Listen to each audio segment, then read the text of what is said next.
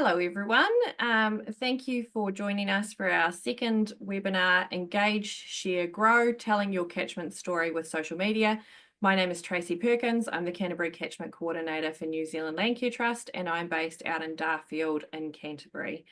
Again, I'll just cover off a little bit of housekeeping for those who are joining us for the first time today. We cannot see or hear you. Again, this is a lunch break webinar, so please feel free to make yourself comfortable. Eat your lunch, relax, get up and move around if you need to. This is, again, your lunch break, so just enjoy yourself and be comfortable. Take a moment to orient yourself in the space where you are. You may be at work, in a barn, at the office, anywhere in between. So please just orient yourself and make yourself comfortable in that space, and have a wee think about where your nearest exit is, and a quick think about where your meeting location might be if there was an emergency while we're online together today. So the layout for these webinars are that we had one yesterday, which covered off a few bits, and I'm going to do a little recap on that shortly. And then today we're going to be together between 12 and 1.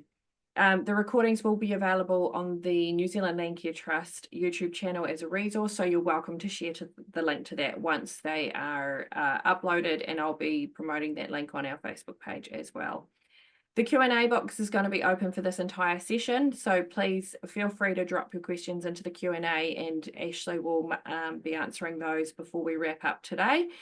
And for those of you who are new, I'll introduce Ashley. Ashley Rushton is the owner of Rushton Marketing, a busy digital marketing agency in Ashburton. For the last decade, Rushton Marketing has helped countless businesses to achieve their goals through clever, creative marketing. If you're ready for measurable results from your marketing without the big agency fees, then they're your girls. And I did promise a recap, so a couple of things that we covered were social media overview, how to set up a social media profile, and the different types of posts that you can use in social media. So Ashley, over to you. Perfect. All right. Hello, everybody. You'll be happy to know I have a lozenge on board today, so hopefully there will be no coughing interrupting our presentation.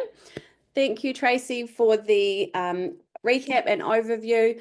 I just wanted to pull this slide back up from yesterday because if there's one thing you remember from what we talked about yesterday, I hope it is this. The number one rule for any piece of content that you post is to make people smile or make people smarter with your content. And if you can just remember that one line, your content will succeed and you will start to achieve the objectives that you've set for yourself on your social media platforms.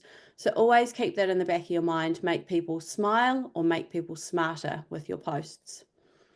We ended on a slide, we talked a little bit about the different types of posts that you can be doing. One was a newsfeed post. We then talked about the story posts, and then we were talking about reels, which are short form videos. Now, these are the most popular type of content. Social media users are consuming more and more short form videos every single year. So anytime you can get a video and use that as your post on your social media platforms. I wanted to now just give you a couple of quick examples of content from our pages. We follow that make them smile or make them smarter theory. So how we kind of work our content is 80% of what we post is in the educational content pillar. So we're sharing things with our followers and trying to teach business owners how to run their marketing and giving them tips and pointers and stuff like that. And then 20% of what we do in our posts is more of like an entertainment, falls under the entertainment content pillar, which is really important for us. We like to view ourselves as a fun agency to work with. We describe things in a really fun, energetic way. We explain things to our clients very simply as well. So we've got a really beautiful balance in terms of our content. So I wanted to just share a couple of posts that we've done recently to let you know how those two content pillars can kind of be put into place for yourself. The first video I'll show you here is me explaining how Google works and how they crawl your website. So hopefully the audio works. Do you ever wonder why your new website content is not showing up in Google right away? When you type something into Google, you're not actually searching the live web. Instead, you're searching a massive database of stored information. So when you publish new content on your website, it doesn't show up on Google right away. Why? because Google has to send in its spiders to crawl your website. These spiders explore your site and then save that information. So we won't watch the whole thing, but essentially that particular video falls in the educational space. So I'm teaching people something. I'm teaching you how Google operate and how they crawl your website and then show you in search results. The next video I'll show you falls into our entertainment category. Don't do it. Don't do it. Don't do it. Don't do it. Don't do it. Don't do it. Don't do it. Don't do it. Don't do it. Don't do it.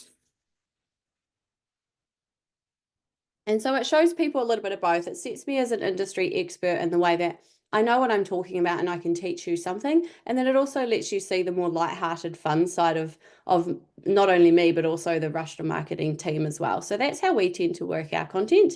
And hopefully that gives you a bit of an idea of how you could effectively interject some of that maybe into your own platforms as well.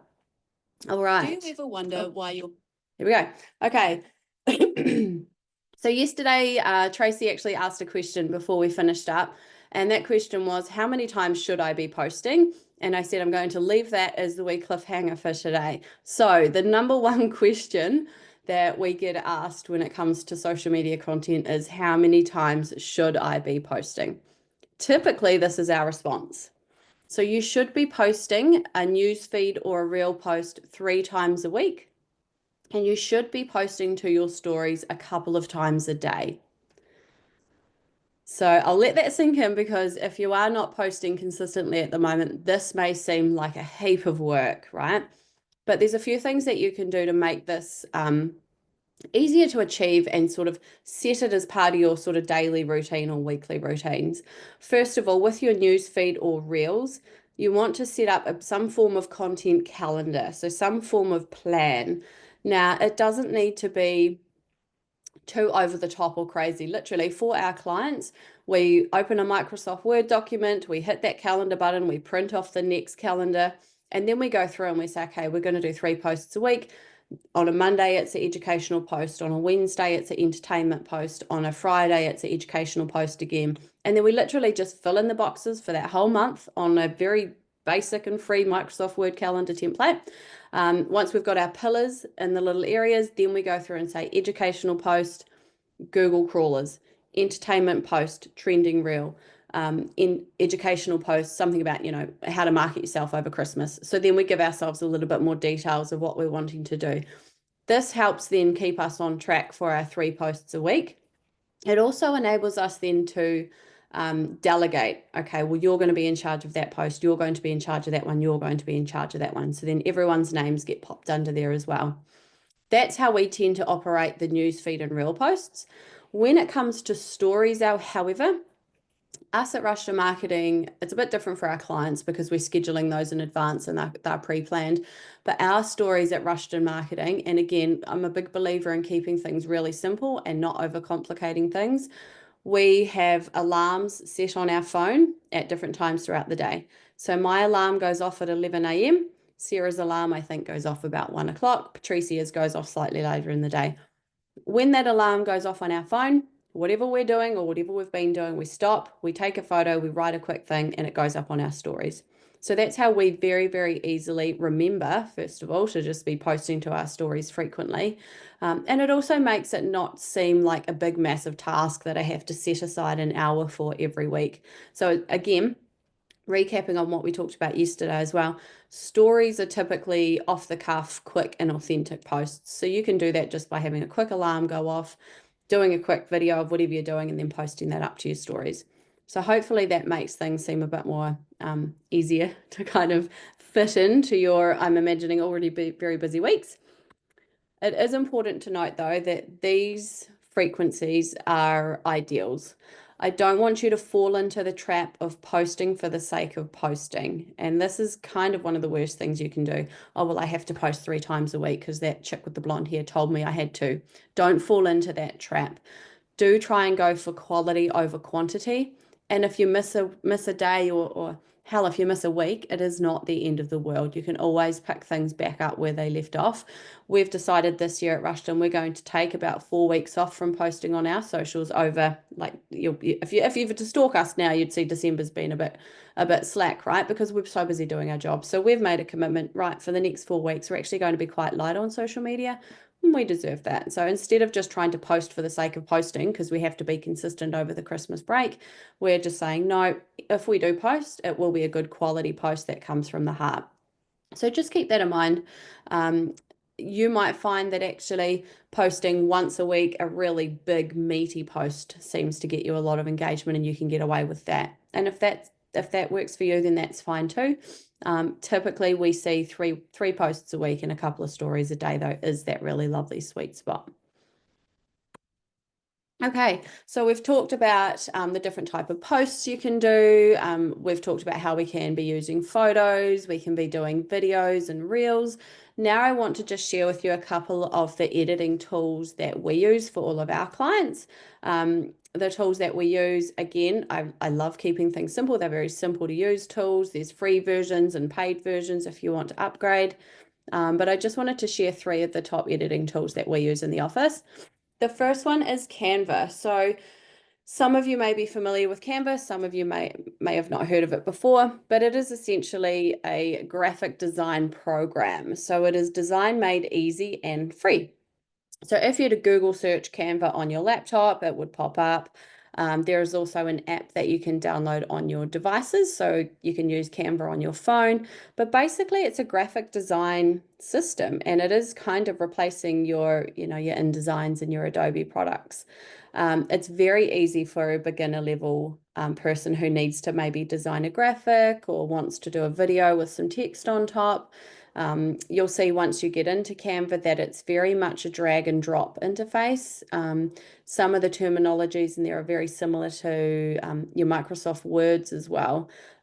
So when you get in there, you can, there's thousands and thousands of templates that you can choose from as well. So you might just type in the wee search box at the top, Facebook post farm, and then see what pops up. And oodles of templates in a Facebook post size with farm related things will pop up. You can then choose the template you want, drag and drop things in or out, write text, change colors, change fonts, put your logo on it, all that type of thing. There is a free version of Canva, which you can actually get away with using for quite a long time. I think my only critique around the free version of Canva is that there's not a lot of stock images that you can use. You're quite limited with the stock images in there. When you upgrade to the paid Canva version, there's a lot more stock images that you can choose from. But if you've been listening up until now, you should have probably caught on to the fact that we're not using stock images. We're using photos of our own faces and our own desks and our own daily lives. So Canva is a really, really beautiful tool. You can resize your post to stories as well. And actually, that's a good tip. So when you post to your newsfeed or reel, that particular post can also be shared to your stories. So that then ticks off that one of those little posts for stories for the day as well. So in Canva, you can do a post on a square to fit the Instagram and Facebook news feeds. And then you can actually resize. There's a resize button in Canva, and resize that and redo it to a story, which is those long skinny ones. So your Canva is a really beautiful tool that our content creator uses all the time. I use it all the time. It's very, very easy once you get in there and start using it. So definitely recommend checking out Canva. The next one I wanted to talk about was CapCut. A lot of times when we start talking about videos and reels, people get a little bit overwhelmed with, okay, well, how do I actually edit all of those things, and how do I trim a clip down, and how do I add music on top, and how do I put the subtitles on, and all those sorts of things. CapCut is an app that we use most for our video editing. Again, there's a free version and a pro version. It's literally an app that you download onto your phone. They've just released an app that you can also put on your laptop. I don't recommend using the desktop version of CapCut because it's clunky and it's awkward to navigate, but seriously, you can get away with editing all of your videos on your phone using the CapCut app. As the screenshot says here, it's a free all-in-one video editor for everyone to create anything, anywhere. And it's very, very intuitive. when you get in there, you will see very clearly buttons. One says text, one says add video, one says filter, one says audio. It's very, very clever as well. If you take a video and you're out on farm and it's windy, and you didn't have one of those silly little fluffy mics like I did in my one before, and you want to reduce the noise of the wind in the background, there is a button in there that will enable you to reduce the noise. So you can turn the wind down and then turn your volume of you speaking up, all without having to download any expensive software. You can also do voiceovers in there. So say, for example, you're not quite ready to have your face in a video speaking, you might get what we call B-roll, which would be maybe you're out on farm and you just get some nice clips of the scenery and what's going on. And you might then want to do a voiceover talking about something, but you don't want it to be your voice yet. In CapCut, there's an AI voice generator, so you can talk into the app and it will change the voice to some other AI generated type of voice, and you can use that on your video then too. CapCut's brilliant. You can put your logo in, you can completely change the way that you look if you really want to. Don't recommend that you start fiddling with filters and trying to make yourself look anything other than your gorgeous self already. But if you do have some wee bags under your eyes or something that you just want to kind of just tidy up, you can do that in there as well. So CapCut is absolutely incredible. As I say, free version and a paid version. Definitely look into that one for videos, and definitely recommend using that as the app on your phone. Next up, ChatGPT. I'm wondering if probably most of you have heard of ChatGPT now. It's really come to the forefront in the last kind of 12 to 18 months. So ChatGPT is, we kind of look at it as our new virtual assistant in the office. Basically, it's AI generated. You can type anything into ChatGPT and it will give you an answer. So it searches the web and all of its databases for you, puts together a beautiful little answer for you. You can tell it to you might get it to write a caption for you, and then you might say, make it funnier, make it sound more smart, make it sound grumpy, whatever you're wanting it to do. And it'll spit an answer back through to you. We do definitely, so we use this in our office quite a bit, but caution, use it as a thought starter. Don't just take the reply from ChatGPT and copy and paste it into your captions. Use it as a thought starter if you're stuck for ideas. You could do something like, actually, I'm going to show you this example now. So this is a screenshot to the left here from my phone that I did the other day. What have I done? I took your website and I said to ChatGPT, write me 3 engaging social media posts about what this organization does. And then I copied and pasted the Landcare Trust website, and it writes me 3 social media posts just like that. That's incredible. And it happens so fast. So straight away now, from just giving it a tiny little prompt like that, you've got 3 posts that you can use as a thought starter. So I've now said, make these more appealing to farmers. And then it rewrites them for me and speaks directly to the farmer.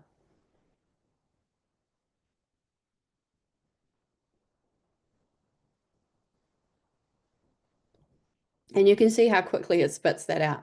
So what you could do now, you've essentially got 3 posts there laid out. You could copy and paste those over into a Word document and tweak them to sound a little bit more like you and fill in some of the blanks. Again, don't just copy and paste these things. Use it as a really clever thought starter. If you're really struggling for ideas, you could literally type into it. You tell them about your organization. This is what we're trying to do. Give me 40 social media post ideas, and it will just spit them out. It's really, really brilliant to get the ball rolling. It will do things for you too if you know you need to do a video. So you could take maybe post 3, that's in this example here. You could say, turn post 3 into a video, give me ideas for what shots I should get, what scenes I should have, and then see what it spits back. And then before you know it, you've got an entire video script scenes and everything done for you. It gives you audio examples and everything. So really try and use ChatGPT for these thought starters. You do need to upgrade to the paid version for the different features, which is putting in the links, or you could upload documents. So if, for example, you're working with a policy, or you've got I don't know, a new piece of legislation or a new research article or something like that, that's very long-winded, and you're trying to figure out how to communicate summarize and communicate the main points out of that big research article to turn into a post. With the paid version of ChatGPT, you can upload that research article into it, tell the ChatGPT to summarize it and write a social media post for you, and it will do that for you in a few seconds. And again, it gives you a starting point to then put your own spin on it and maybe tweak some words and stuff like that.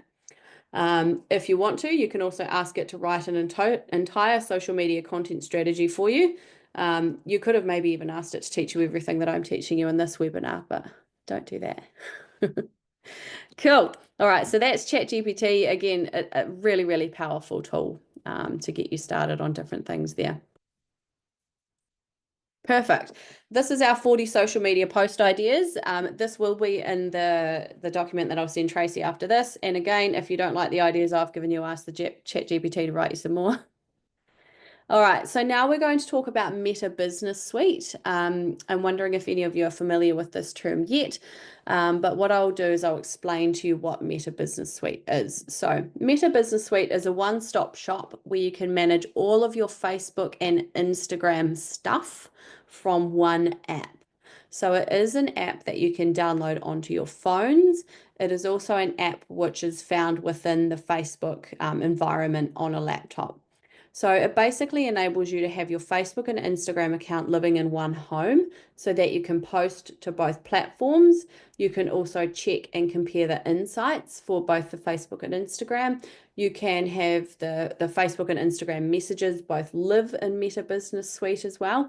And it's also a really nice way to remove the business side of Facebook from your personal side. So while it'll still be attached to your personal profiles, you will no longer need to go into the Facebook app, switch from your personal one to your business one, and then start using it. You will just use the Meta Business Suite app to drive your business Facebook and business Instagram accounts. When you download the Business Suite app, I put some links in here. When you go into the App Store, you're looking for that little pie chart looking icon. When you log in as yourself, so as your personal Facebook profile, you're going to log in as yourself. The app will automatically recognize which pages you're an admin on, and it will pull those pages in for you. Make sure before you download it that you have already linked your Facebook and Instagram together, which is a link on one of the previous slides that we looked at yesterday. And after today, you'll have a copy of that. So make sure you have your Facebook and Instagram linked before you download the Meta Business Suite app. But yeah, really get in the habit of using Business Suite to do all your businessy posting and stuff like that.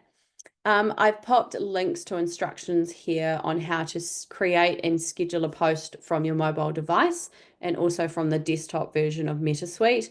I find it easier to put links to the instructions in there because Meta change things quite often, and I don't want you referring back on my step-by-steps 3 months from now and see that Meta have changed everything. So always just refer back to these links.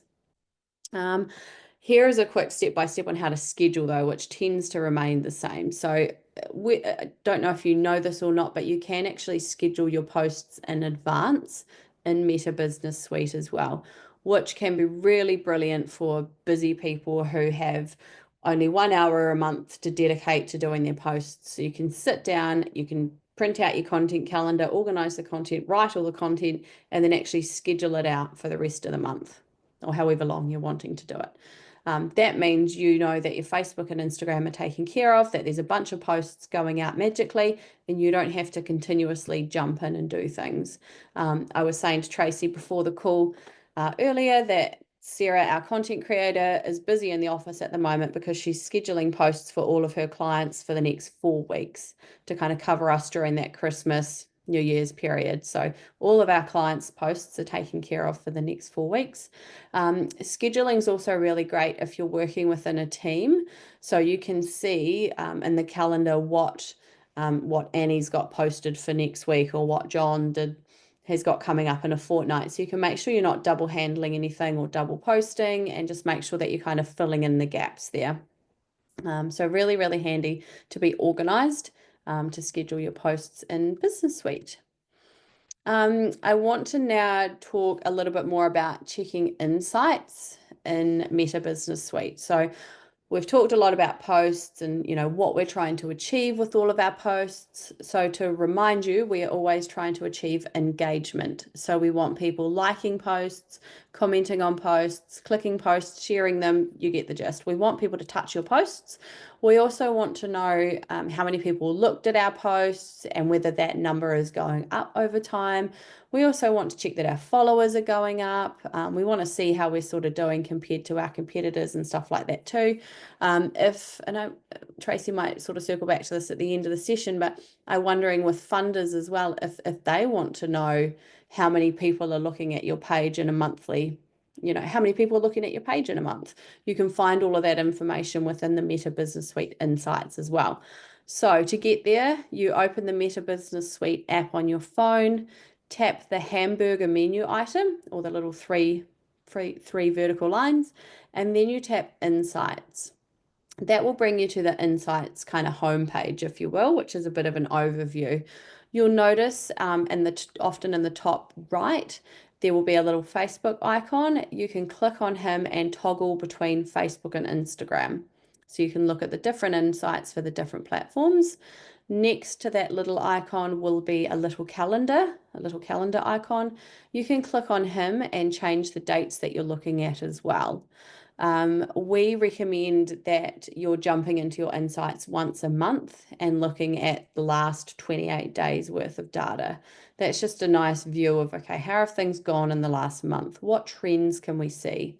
What you're looking for in there is things that have done really well. So posts that have got a lot of interactions, a lot of engagement, or a lot of views. And then what you're doing is trying to replicate that moving forward. So if you notice that a video has done particularly well, it had a cheeky caption and a funny video, you go, cool, we need to do more of those because that particular post got a lot of feedback, got a lot of engagement. The other great thing about Insights on that homepage is it will compare you to the month before. So hopefully you can come in, and if you see the screenshot here on the right, hopefully you can come in and see, oh yes, all those little green percentages are comparing you to the time period before. So, I mean, for us with our clients, when we sit down, we could say to this client, okay, your reach is up 41% from the month before, your interactions are up 76%, your messages are up 550%, and your follows are up 82%. So it lets you know that you're on the right track. And then on the flip side, if you come in and there's a bunch of red percentages and it's actually saying your reach is down from the month before, interactions are down from the month before, you can sit back and go, why was that? Were we not posting as frequently? Did we change the time of day that we were posting? Were we not doing as many videos as the month before? Whatever it was, it kind of gives you a good indication of something that potentially you could be doing a bit better. One thing to note too, on the main insights page, you can literally click on, you'll see these little gray eyes. Click on that and it will explain what that particular metric means. So Meta are pretty good at making things really obvious to people. If they understand you don't know all the metrics, so click on the little eyes and it will tell you what that metric means. You can also click in deeper as well, so you could click on the reach button and it will show you a little bit more information about that particular metric. Have a wee click around and see what you can find that's of interest to you. I always say to people, look, you can't break Facebook, so don't ever be afraid of clicking on too many things. Just click and explore and see what you can find in there. But very, very helpful. Once a month, jump in, make sure things are looking up, and do more of the things that are working well, less of the things that are not. A few main insights that I do want you to keep an eye on. The first one is reach. So you'll see the word reach in your Insights tab. Reach is the total number of unique users who have seen your content. So reach is actual people who have looked at your content. So if your reach metric is 100, 100 individual people have seen a piece of your content in the last 30 days. Reach helps you understand the potential visibility of your content and how effective your distribution is. A high reach indicates that your content is getting in front of your audience. The next one I want you to keep an eye on is views or impressions. So where reach was the total number of individual users, impressions is the total number of times your content was shown. Okay, so that could mean multiple views by the same user. So in your views and metrics as well, it's your things like your reels, posts, stories, and ads. So everything is in there. So it's the total number of times your content has been displayed. Impressions show you how often your content is being shown, offering insights into engagement opportunities and ad performance. So if you were looking at your impressions and you were saying, we've had 30,000 impressions, but we've only got 5 pieces of engagement. What's going on there? Why are people not engaging with our posts? Why is it getting shown, but it's not getting engaged with? That difference between those two metrics can be a good indication that you're not showing the right things to the right people. Engagement rate. Okay, so this is a big one that you want to keep an eye on. So this is the percentage of users who interacted with your comments, with your content. Again, remembering that we are always trying to get engagement on our posts. So this is a big one to watch. So again, engagement is someone liking, clicking, sharing, or commenting on your posts. A high engagement rate indicates that your content is resonating with your audience and encouraging interaction, a really good key signal for Meta's algorithm. So again, if your engagement rate is very, very low, your content is not interesting enough to your audience and you need to change what you're doing. Could be that you need to start doing videos. Could be that you need to do shorter captions or witty captions or controversial captions. It could be that you're using stock images and not images of you and the team and what you've got going on. So definitely keep an eye on that engagement rate. And if it is very low, we'll talk soon about what an average engagement rate is. But if it is very low, then that means your content needs to change. Click-through rate, or CTR. So the click-through rate is the percentage of people who clicked a link in your content or your ad after seeing it.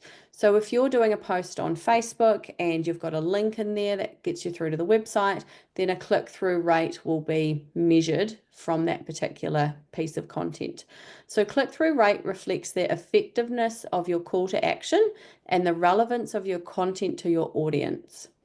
So at the end of the day, Facebook is not ours. And if Facebook was to be burned to the ground tomorrow and you were solely relying on people on Facebook, you'd be stuffed. So what you are trying to do with a lot of your content as well is get people to a platform that you do own, whether that is a website or an email list or something like that. Probably more often than not, it's a website. So with some of these posts, you should be trying to push people to your website as well and get them sort of involved in that lovely little website bucket. So keep an eye on that click-through rate. If it's low, again, it maybe means that the content wasn't interesting enough for people to even make it to the link. You're not showing people something that's interesting enough that they want to read more. Sometimes I'll see businesses, say it's a blog, for example, and you literally copy and paste the entire blog into the social media post caption and then put a link to the blog, but the blog's the same. So why would I bother going to the website when I've just read the whole blog? So we'll often say to people, don't give it up on the first date. Give them a little taster, make them a little bit interested in what you've got to say, and then entice them to get to the website to find out more. What else have we got? So page likes or followers. Okay, so this one's pretty self-explanatory. So page likes is the number of new likes or follows on your page over that period. So a steady increase in likes or followers indicates growing brand awareness and interest in your content. So what you want to see every month is nice, slow, steady growth in the number of people following your accounts. And it will be slow, steady growth. And that's just the nature of the beast with social media. You will find probably that your followers will trickle in. You might get 5 or 10 or 15 a month. Back in the day when we used to run competitions, you would get 100 new people liking your page that month. But the trap with that was a lot of them are never going to want your services or buy anything from you. So it is actually better to have nice, slow, steady growth, because you know the ones that are following your page are actually interested in what you've got to say and have the potential to help you out in some way down the line. Video views and watch time. Okay, so what this means, the number of times your video content is viewed for at least 3 seconds or a defined watch period. So Meta track different, so there's 3 seconds and 5 seconds and 10 seconds and stuff. So video views indicate the success of your video content in capturing attention, while watch time shows how engaging your content is. So video views is just the first 3 seconds, right? So someone might see it for a little bit and then scroll along. That's almost considered like an impression as well. So it's just being delivered to that particular person. Watch time is the total amount of time, like in minutes and hours, that video was watched in total from everybody who saw it. So a nice high watch time means that your videos are very engaging and people are sticking around for a long time to watch them. A low watch time would be an indication that a lot of people are getting delivered the video but then scrolling on afterwards. So you might want to try having quite an eye-catching or controversial hook in the first second or two of your video. So you'll see them quite a lot yourself when you're scrolling. Someone will be like, I always get fooled by the ones of do this and you'll get skinny or whatever it is. So have some sort of like hook at the beginning of those videos to get people to stick around and watch the rest of the video. Audience demographics, this is always just a neat one to keep an eye on to see who's following your page and make sure then that you're delivering content that's of interest to them. So audience demographics tracks things like the age and gender and location of the people that are following your account. Understanding your audience helps you create more targeted and relevant content, improving overall engagement.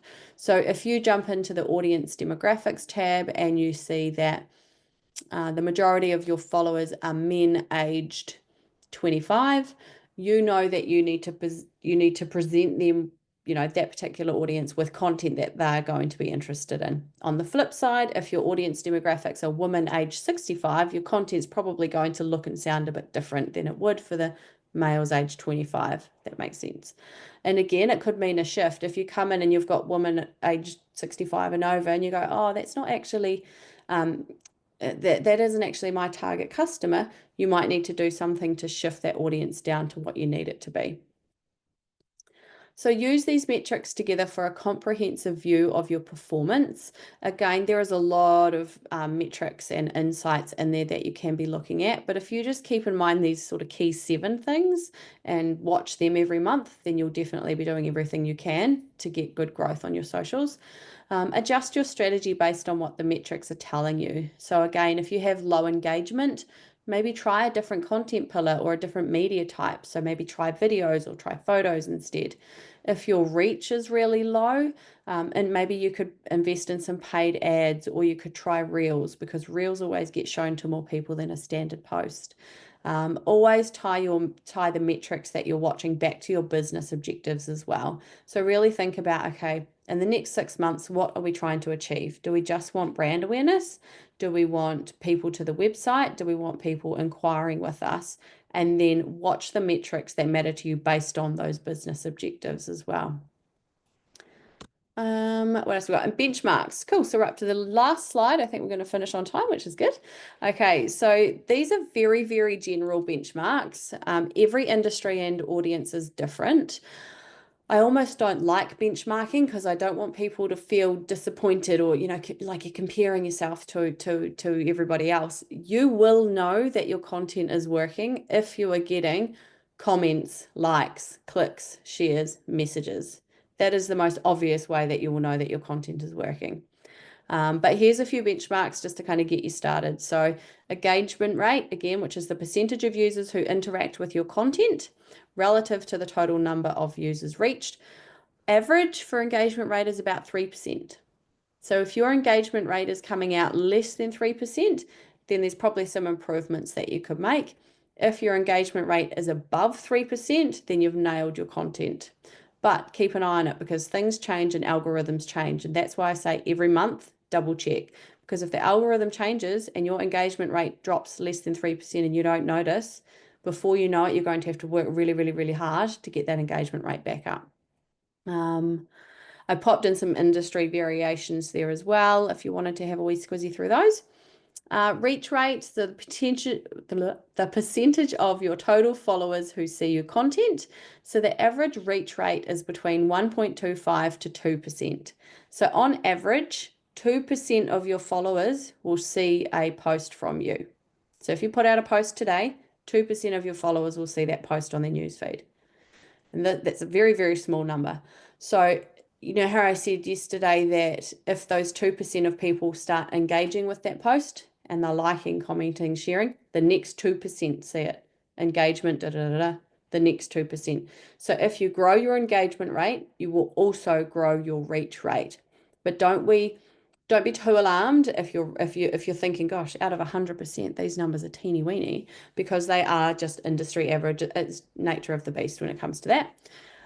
Video engagement. So this is your metrics like your video views and your average watch time. So for Facebook Reels, an average of 215 interactions per reel, which is a massive number. And this is why I've talked a lot about do videos, post reels, because they do get a lot of engagement and they get a lot of reach compared to a static photo post. Higher interaction rates on video content indicate strong viewer interest and engagement. Also means the algorithm loves you a little bit more. So if you do a video that gets a bunch of interactions, and then the next post just happens to be a photo with something, the algorithm, because you posted a video prior, will show that photo to a few more people as well. So there's another wee tip. You can always do video, photo, video, photo, video, photo. And I think that's me. Hope that was helpful, everybody. Yeah, if you've got any questions, I hope you pop them in the Q&A box, and you can always Google Rushton Marketing if you think of any questions after this. I'm more than happy to jump on the phone or reply via email if you've got any follow-up questions later on. Thank you, Ashley. That was very informative. I think I've learnt a lot. Occasionally there you were talking about some things. I actually popped onto my own Instagram to see it as you were talking about it, and it's really interesting because I've never gone into that back end. I just mosey along and get anywhere, interestingly enough.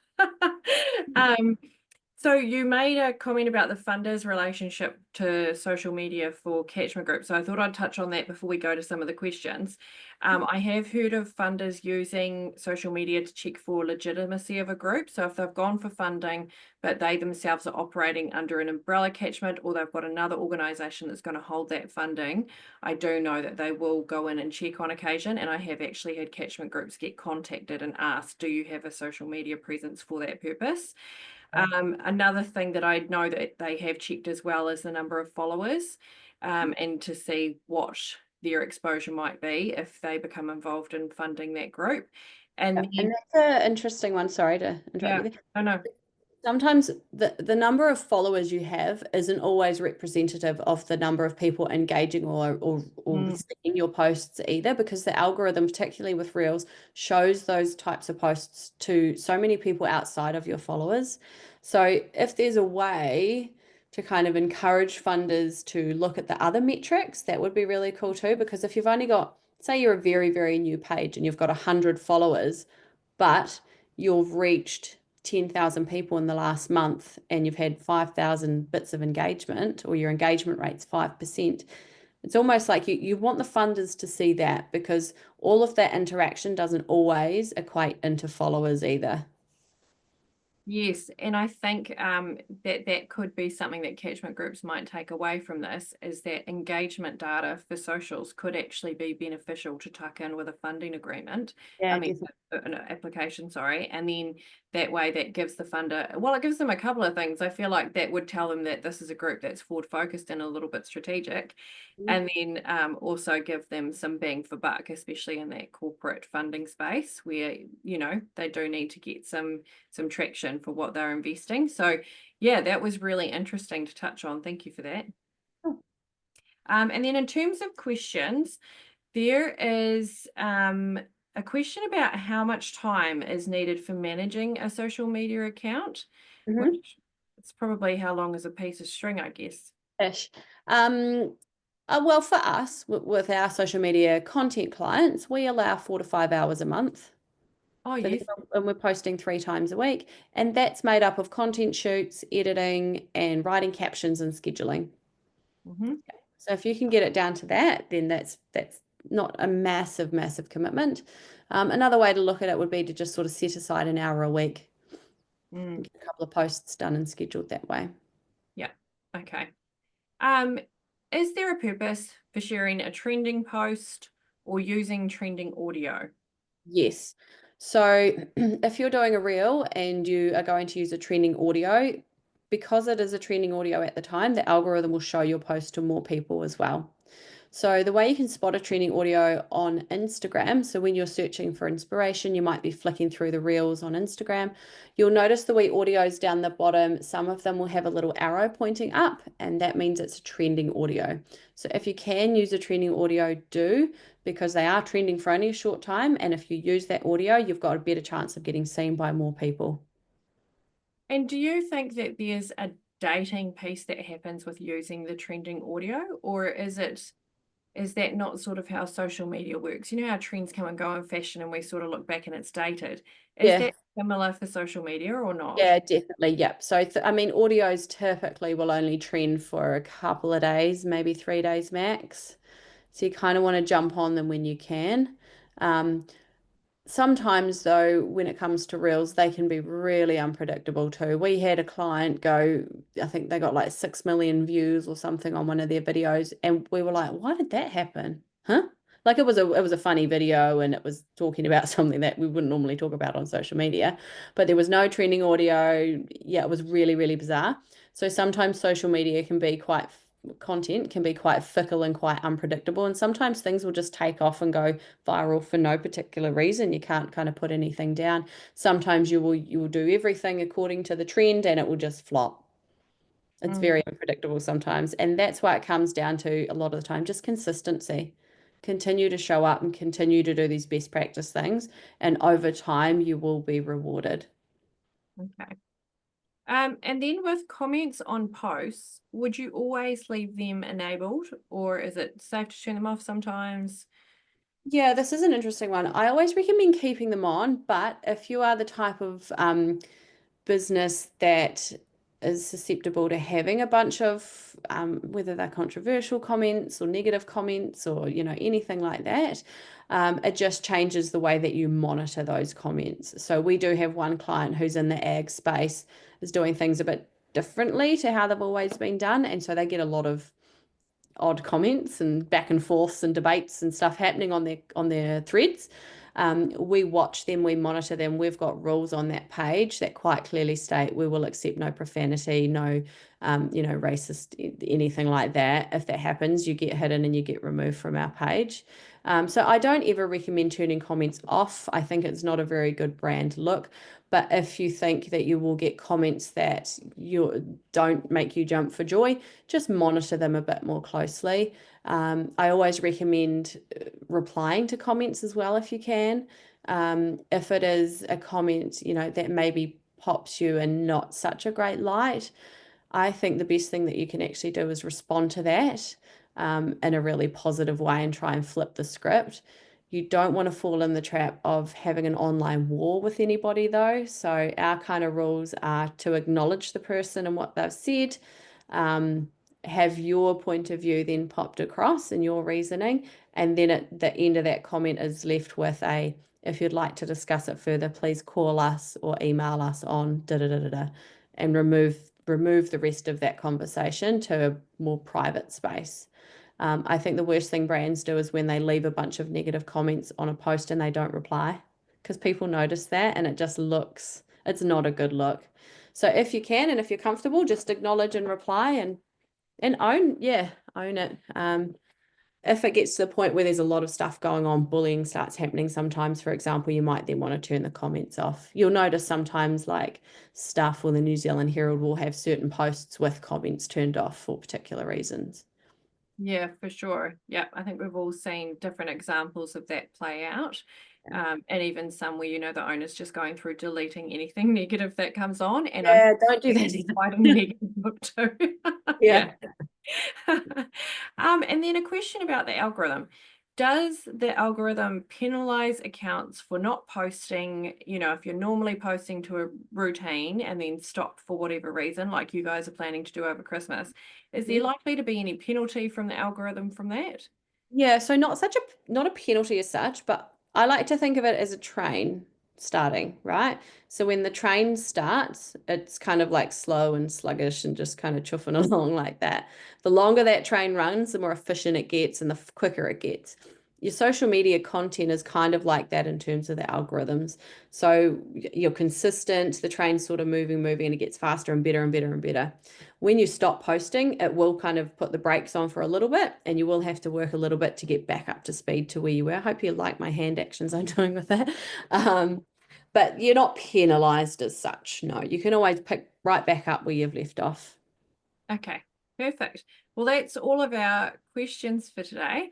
But I just wanted to thank you, Ashley, for being so generous. You've given us a lot of information, and I do really appreciate that. And I feel like it's one of those topics that people are going to come back to, and we'll take off the bite-sized pieces that we can start with, and then just go from there and continue to build on it. And then you've got a follow-up email that you're going to put out, don't you? Yes, Yeah. yep. So what are we going to include in that? So what I'll include with that will be a copy to the PDF. Hopefully it's not too large. We might have to figure that out later. But I'll include a PDF of all of the slides that I've just shown you with all of the links and that entailed as well. I might pop a wee link in there as well. If anyone wants to book a follow-up meeting and just have a quick Zoom with me one-on-one and maybe troubleshoot any areas or help them develop strategy, we can do that too. All right, that sounds amazing. Thank you so much for your time, and thank you to everybody who has joined us on this call. Again, this is going to be uploaded to the New Zealand Land Care Trust YouTube channel, and you're free to share that link, and you will get a follow-up email with the information that Ashley's just talked about. Awesome. Thank you. Thank you for having me. Have a great week, everyone.